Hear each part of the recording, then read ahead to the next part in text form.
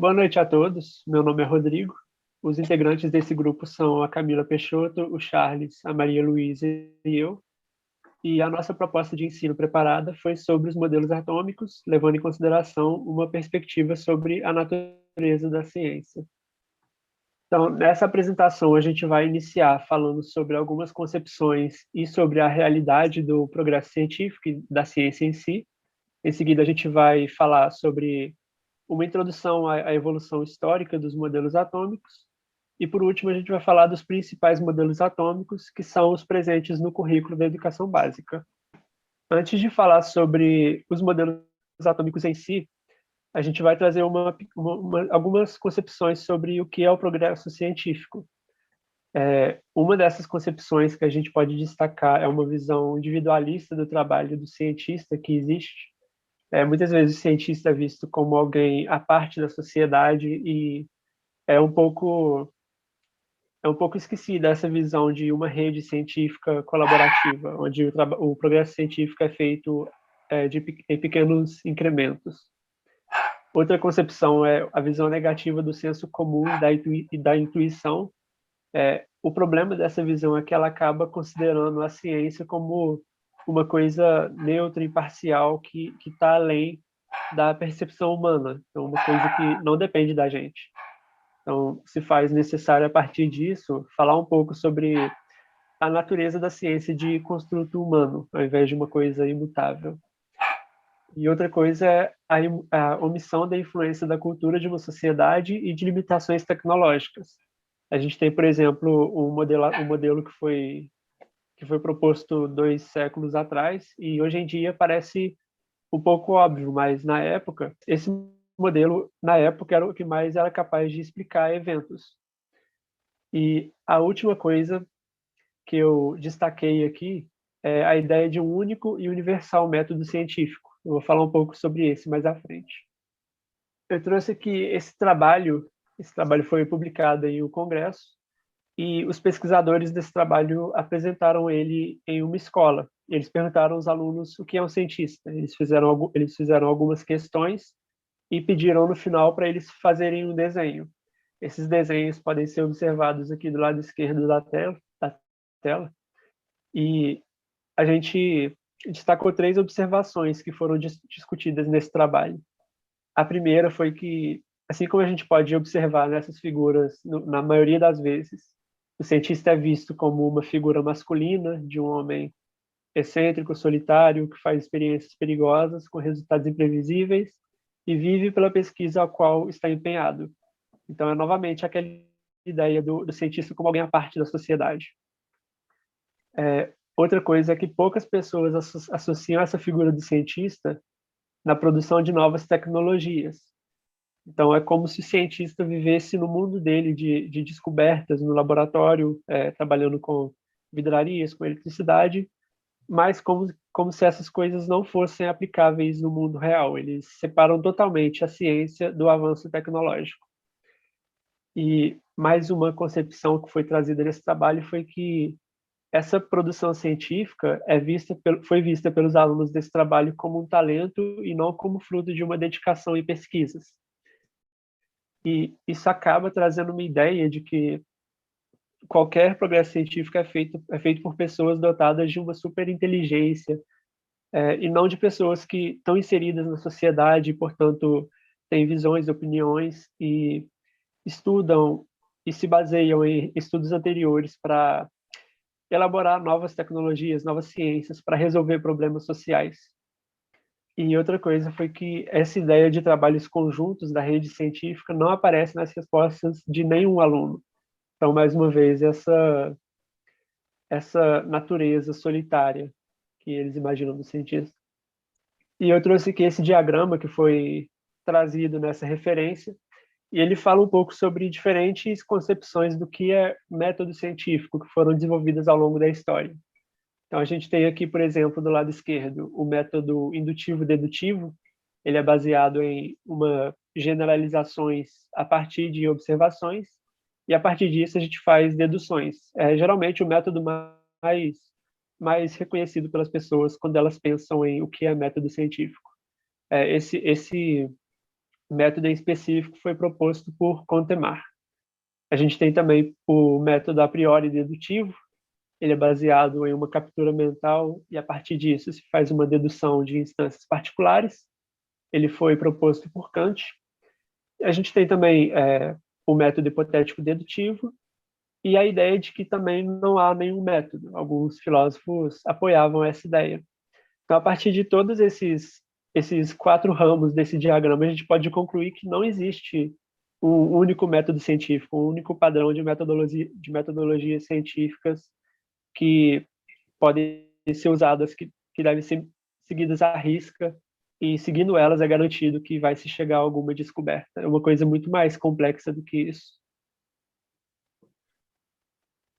E a partir dessas concepções sobre o que é a ciência e o que é o progresso científico, a gente vê a grande importância do papel do ensino da natureza da ciência para ajudar a acabar com essas concepções.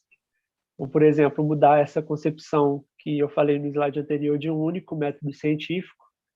Outra coisa também é reconhecer esse progresso como um construto humano, histórico e cultural. É uma coisa que depende da sociedade onde essa descoberta está inserida e de muitos outros fatores socioculturais. Outro papel de desmistificar essa ideia do cientista como alguém à parte da sociedade, mostrar como o conhecimento se constrói por pequenos passos, graças ao trabalho de múltiplos pesquisadores, não é só uma pessoa diferente das outras que faz uma descoberta incrível. E uma coisa que não foi citada ainda é o papel de reconhecer a valorização histórica que é dada a concepções científicas de grupos privilegiados em uma sociedade. Então, se a gente hoje considera um modelo ou uma teoria como certa, não significa que foi a única certa que foi desenvolvida. Só a única certa que foi desenvolvida por um grupo dominante. Portanto, ela foi considerada como correta. Boa noite, gente. Eu sou a Camila e eu vou falar um pouquinho sobre a trajetória histórica do atomismo, né, do átomo, já que a gente está tratando de modelos atômicos. E eu vou mostrar, então, justamente essa parte que o Rodrigo estava falando, né, que a importância da história, até para a gente começar a entender aí que algumas teorias foram privilegiadas em detrimento de outros cientistas, né, e que alguns a gente nem chega a conhecer, mas eles tiveram uma importância e uma relevância histórica e científica para que aquele cientista, no caso dos modelos atômicos que a gente conhece, né, ele pudesse fazer criar o seu modelo, fazer o seu experimento, chegar a algum resultado, né, tanto experimental quanto teoricamente. Então, quando a gente fala de átomo, né, o átomo ele é muito antigo, na verdade, ele começa com um conceito muito mais filosófico do que o que a gente conhece hoje, né, que é um conceito realmente científico. O primeiro registro que a gente tem sobre o átomo, ele é do período pré-socrático, né, mais especificamente das escolas eleásticas, e começa aí com Parmênides, né? Parmênides aí ele foi um dos primeiros a ter esse conceito, que era um conceito filosófico, né? Que eles vinham aí tentando explicar o mundo ao redor deles, mas não o mundo como a gente conhece hoje quando a gente fala de matéria, mas um mundo muito mais empirístico, né? Tanto que quando eles vão falar do átomo, né? Quando eles vão falar da realidade, na verdade, eles falam a concepção que Dalton traz, que a gente conhece, né? De indivisível, maciço, né, indestrutível, esses conceitos, que são os conceitos criados ali por Parmênides e que são né, que são sucedidos por Leucipo e Demócrito. E Leucipo e Demócrito, eles são muito tratados, a gente, na verdade, sabe muito sobre eles, sobre Parmênides, sobre os pré-socráticos, de modo geral, graças a Aristóteles e Platão. Porque, principalmente Aristóteles, ele tinha um interesse muito grande nas obras de Demócrito, então ele escrevia muito sobre Demócrito, né, sobre as observações de Demócrito. Então, os registros que a gente tem sobre o átomo vêm muito dos conceitos e do que o Aristóteles escreveu. Então, aí a gente já tem uma concepção do que a gente tem do átomo, é escrito, na verdade, né, a maior quantidade de registros vem aí de Aristóteles, né? Então, ele já faz as suas próprias interferências aí, né? E aí, ao longo da história, a gente percebe, por exemplo, a queda do Império Romano, a gente tem um decaimento, a gente não fala tanto mais, né, ao longo da história, não se vê mais falando sobre o átomo, né? Ele cai aí em esquecimento. Na Idade Média, por exemplo, né, o que vai ser mais assim, falado e estudado vai ser o que a gente tem aí como alquimia, que é uma ciência uma química mais primitiva, né? E o que era a alquimia? Ela basicamente era aí a transmutação de metais menos nobres em ouro. Eles buscavam muito o elixir da vida eterna. Tinha muito também que eles estudavam sobre os 4 elementos, né, que hoje a gente sabe muito, e até de alguns desenhos que traz isso, né, fogo, ar, terra, água. Então, a alquimia já vem com um conceito totalmente diferente, então o atomismo, ele se perde, ele não é abordado. Isso volta, né, o átomo, ele volta a ser assunto novamente no Renascimento, quando se descobre alguns registros no mosteiro, provavelmente esses registros eram de Aristóteles, e aí começa a se falar novamente do Renascimento. Isso ganha mais força com René Descartes no século XVII. E aí o que acontece? A partir daí a gente tem várias influências que a gente vai tendo de outros cientistas, principalmente no iluminismo, e a gente vai perceber que o iluminismo, ele começa a ter uma efervescência científica muito grande, tanto do lado da química, quanto da física, quanto da biologia, da ciência de modo geral. Então a gente tem vários cientistas como o Boyle, o Newton, o Voltaire, que vão abordar aí o átomo, eles abordam o átomo, só que quando a gente vai estudar o átomo nos livros didáticos, eles não aparecem, eles não são abordados. O Newton, por exemplo, ele é um dos primeiros a apresentar o conceito de a natureza da matéria, né? Ele vem aí até com o conceito de corpúsculo. E a Madame de Châtelet, que a gente apresenta aqui, que é uma mulher, ela que traduz as obras de Newton, né? E faz algumas contribuições importantes de Newton também. Então, ela é importante também para divulgar as obras de Newton. Mas, vamos lá. O átomo mesmo, a primeira teoria atômica que a gente tem foi criada por Dalton. E o mais interessante é que o Dalton, né, ele falava sobre o átomo, não porque o estudo dele era realmente sobre o átomo, mas é porque o estudo dele era sobre mistura de gases e ele utilizava alguns conceitos, né, do atomismo para poder justificar, para poder explicar as teorias de mistura de gases que ele estava fazendo. Então, o trabalho dele recebia uma inspiração de Lavoisier. E quando a gente pega livros didáticos, a gente não entende esse contexto histórico, né? Só mostra a teoria do Dalton, mas não fala, por exemplo, que ele foi inspirado por Lavoisier, que os estudos de Dalton eram baseados, na verdade, em outra coisa, né? Então, essa parte aí não é representada. Os livros didáticos, eles trazem Dalton, Thomson, Rutherford e Bohr, somente. Né? Então, a gente não entende o contexto histórico que está passando. E quando a gente pega Thomson, por exemplo, né, a gente lembra de Thomson muito, a gente vai falar aí um pouco mais para frente, né, com Charles e Kamalu, que é o seguinte, a gente lembra muito de Thomson quando a gente está falando de raios catódicos, né?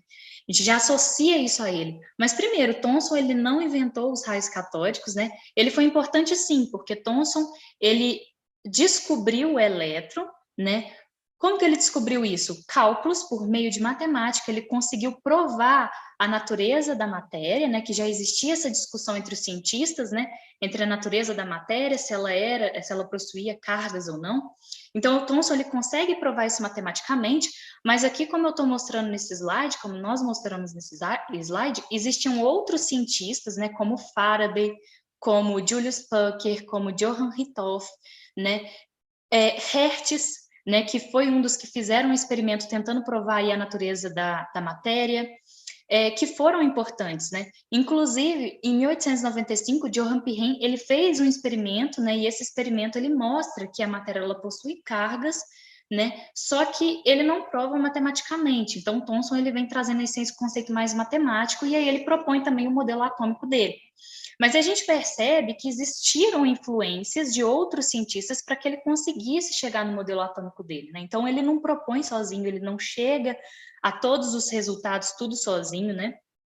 O que ele tem é resultado de teorias e de experimentos de outros cientistas, assim como Rutherford. Quando a gente pega o modelo atômico do Rutherford, o Rutherford ele só consegue descobrir ali sobre as partículas alfa, né, e fazer o experimento dele. Por quê? Porque antes a gente teve, em 1895, a descoberta do raio-x, e também a gente tem importantes contribuições de Henri Becquerel e de Marie Curie a respeito da radioatividade. Então, isso foi muito importante, né, para que a gente chegue no contexto do Rutherford, né, com o experimento dele e com a teoria que ele cria depois, a teoria atômica que ele cria. Quando a gente fala de Niels Bohr, a mesma coisa, o modelo atômico que ele cria, né? Primeiro, ele tem um embasamento muito em cima de Rutherford, né? Tanto que ele propõe alguns erros que Rutherford tinha feito, e outra, na teoria de Planck e de Albert Einstein, né? Então, ou seja, não foi Bohr sozinho, né? Ele teve contribuições de outros cientistas, de Rutherford, que veio antes de Rutherford teve Thomson e vários outros cientistas, o Planck, o Einstein, e são assuntos que não são abordados. E por que da importância, então, da gente entender esse contexto histórico? Porque quando a gente traz para os dias de hoje, né, quando a gente vai falar de ciência atualmente, principalmente no contexto que a gente está agora em 2021, em pandemia, quando a gente fala sobre vacina, né, quando começou a criar a vacina, muitas pessoas ficaram assim, nossa, mas demora um ano para se criar a vacina, né? Então, algumas pessoas ficaram assustadas, porque a concepção que a gente tem sobre ciência de modo geral, né, não só sobre modelos atômicos, nos livros didáticos, é aquele conceito de que o cientista propôs, aí ele senta um dia na cadeira, propõe, no outro ele faz experimento, aí no outro ele descobre alguma coisa e ele publica. Pronto, todo mundo aceita aquilo ali, ele descobriu uma nova teoria.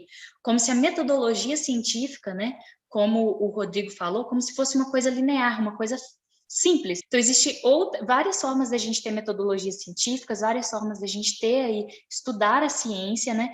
Então, não é uma coisa linear, não é uma coisa rápida, né? Então, aqui mostrando o contexto histórico aqui do modelo atômico, por exemplo, a gente consegue perceber que são vários cientistas muito próximos, né? O ano ali não foi colocado à toa, é justamente para a gente perceber que está tudo muito próximo.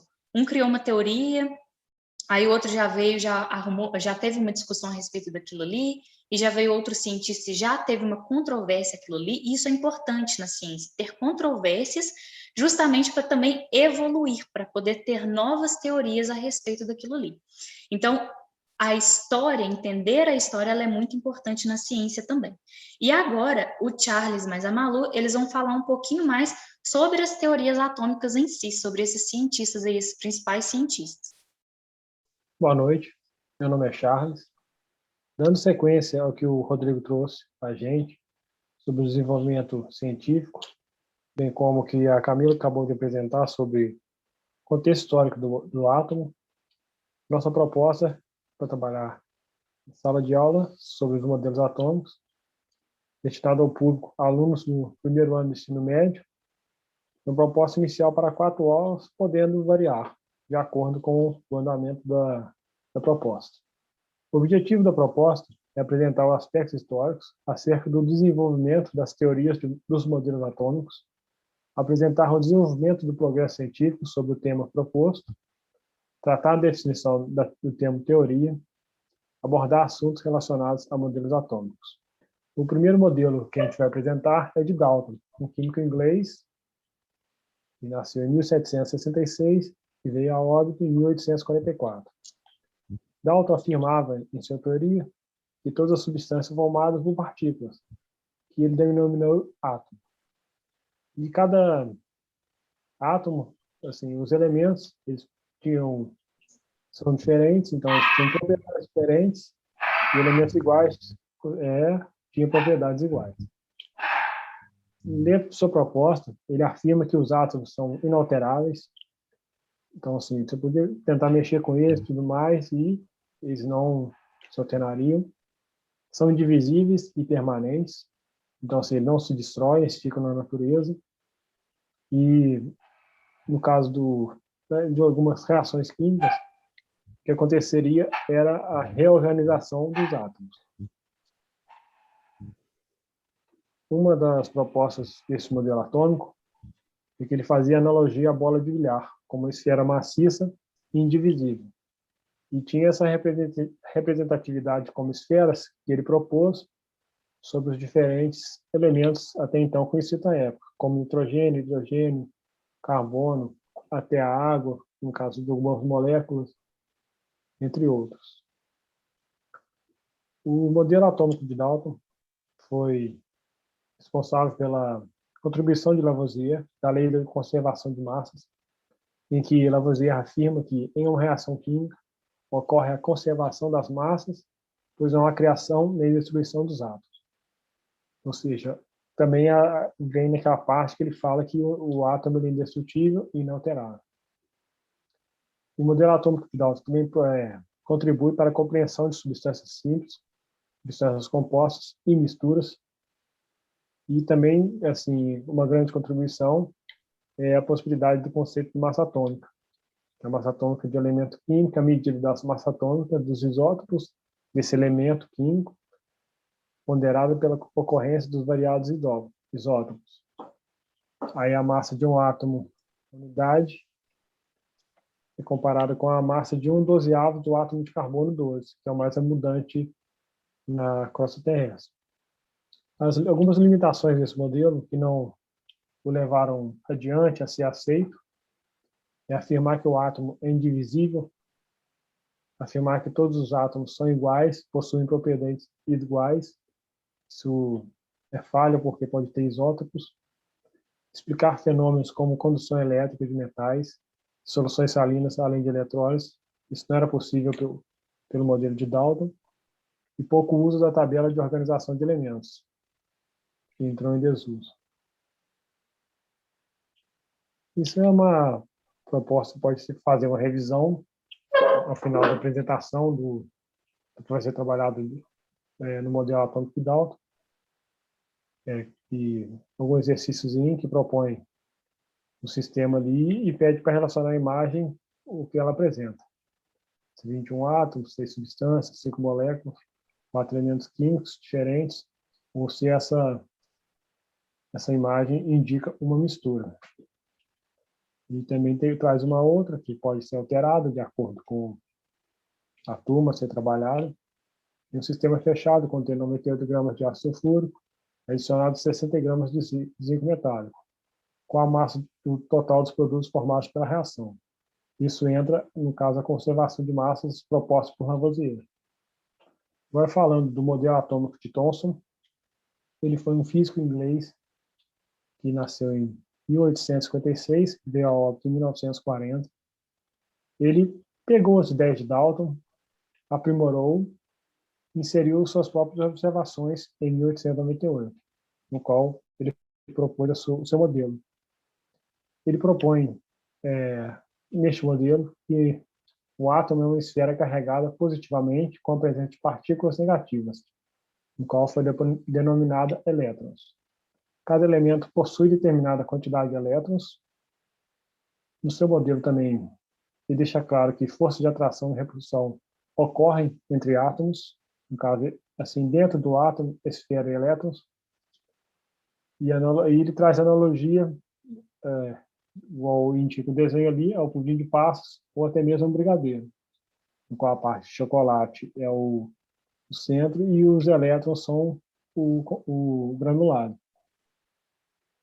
O modelo atômico de Thomson, ele propõe teoria do seu trabalho com radioatividade, que também devemos lembrar da contribuição do casal Curie, principalmente da esposa Marie Curie, que, assim, infelizmente, ao contexto histórico, são poucas mulheres presentes na ciência, e esse casal tem uma enorme contribuição, tanto para trabalhos como radioatividade, como descobrimento de novos elementos. E também Thomson trabalhava experimentos elétricos de gás com tubos de raios catódicos. Esse modelo atômico possibilitou compreender o comportamento elétrico de substâncias químicas, como condutibilidade e formação de íons em solução. Também possibilitou entender o comportamento de metais acerca de condução de eletricidade. Tudo isso durante a aula vai ser aprofundado mais assim, incisivo. Algumas considerações desse modelo são: sua teoria possibilitou explicar condições da natureza, no caso, o que ocorre com uma ligação metálica, radioatividade. O átomo é neutro, o modelo afirma isso. O átomo é neutro e toda a matéria também é neutra. Os átomos apresentam cargas negativas e positivas, e que os elétrons não estão fixos no átomo, podendo ser transferidos a outro átomo em determinadas condições. E que existe a repulsão de cargas. E eles estão distribuídos de forma uniforme. Algumas limitações desse modelo são, pela afirmação da estabilidade de distribuição de elétrons, a física clássica, com base no eletromagnetismo, não permite a existência de um sistema estável fundamentado apenas na repulsão entre partículas de mesma carga. Não foi possível observar a emissão de radiação eletromagnética quando elétrons se deslocam de forma acelerada, e esse modelo é ineficaz para explicar propriedades atômicas como composição e organização. Também uma pequena revisão desse modelo. Como podemos explicar que o átomo é neutro? Thomson propôs um novo conceito sobre átomos, que até então não tinha sido realizado. As itens abaixo se referem ao modelo proposto por Thomson, se é a natureza elétrica da matéria, indivisibilidade do átomo, no caso, essa parte de Dalton, presença de partículas com carga nos átomos, essa era a questão. Na visão de Thomson, o que o átomo é constituído? Então, são algumas questões que podem se trazer para a aula para tentar ver se a aprendizagem se os alunos compreenderam o que a proposta trouxe. Então, boa noite para vocês, meu nome é Malu, e eu darei continuidade à apresentação dos meninos e falarei sobre o modelo atômico de Rutherford. Bom, nascido em 1871, Rutherford ele foi um físico e químico neozelandês. Ele foi orientado por J.J. Thomson, estudou radiação emitida por determinados elementos radioativos, levando então à promoção do terceiro modelo atômico à comunidade científica. Tá. O experimento de Rutherford foi um experimento relativamente simples, onde nós podemos observar a proteção de chumbo, fonte radioativa, emissora de partículas alfa, um anteparo fluorescente e a lâmina de ouro. Pode passar, por favor. Bom, com este experimento, Rutherford ele fez determinadas considerações. A primeira delas foi o fato de a grande maioria das partículas alfa atravessar a lâmina de ouro, indicaria que a maior parte do átomo trataria-se, na verdade, de espaços vazios. A segunda consideração feita foi o fato de poucas partículas que atravessaram a lâmina de ouro terem sofrido um determinado desvio na sua trajetória, indicaria que elas se aproximavam, então, de alguma região do átomo que tivesse a mesma carga que elas, isto é, a carga positiva, logo seria um núcleo, né? Sendo assim, então, repelidas. Por fim, né, as poucas partículas que foram rebatidas pela lâmina de ouro indicariam que o átomo possui uma região maciça que impediria essa passagem com carga igual, isto é, positiva. As partículas refletidas bateriam de frente com essa região. Bom, o modelo, então, atômico proposto por Rutherford seria uma região central, chamada de núcleo atômico, onde ficaria praticamente toda a massa do átomo e que apresenta carga positiva, e uma região denominada de eletrosfera, onde os elétrons ficariam girando ao redor do núcleo, por isso esse modelo foi chamado de modelo planetário. Alguns problemas e limitações fala que, tipo, o modelo atômico de Rutherford, ele peca no sentido que uma partícula, né, no caso o elétron, ao ser acelerada, ela geraria radiação eletromagnética e, com isso, chocaria com o núcleo. Então, esse é o problema. A correção feita por Bohr, né, é que agora os elétrons só podem girar ao redor do núcleo em órbitas circulares. Essas órbitas são chamadas de órbitas estacionárias, e enquanto eles estão nessas órbitas, não emitem, assim, energia. E a segunda correção feita por Bohr é que a energia absorvida ou emitida por um átomo é equivalente ao número inteiro de quanta, ou seja, agora a energia é quantizada, né? Fundindo um pouco com a física clássica, surgindo agora a física quântica, a física moderna. Bom, algumas evidências no cotidiano, né? Podemos observar a luz emitida por vagalumes devido à substância chamada luciferina, que vão ocorrer várias reações químicas no corpo do vagalume, que nada mais são do que os elétrons, né, fazendo o famoso salto quântico, né, quando o elétron ele passa de uma órbita menos energética para uma órbita mais energética, e ao retornar ele vai acabar emitindo luz. Bom, outras evidências do cotidiano são o famoso teste de chamas, né?